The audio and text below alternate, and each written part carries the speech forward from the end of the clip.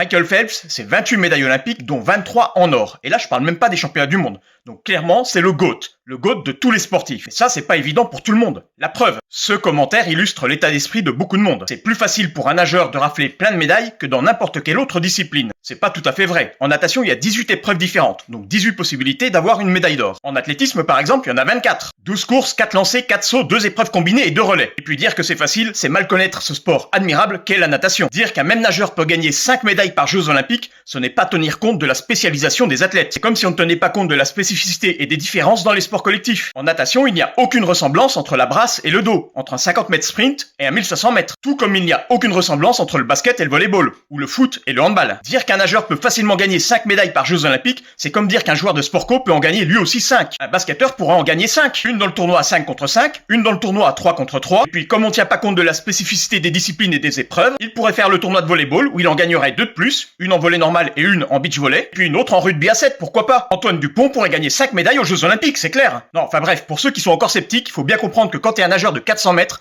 t'es pas un nageur de sprint. Quand t'es un dossiste, t'es pas un nageur de brasse. Donc il est très difficile de remporter ne serait-ce qu'une médaille d'or en natation aux Jeux Olympiques.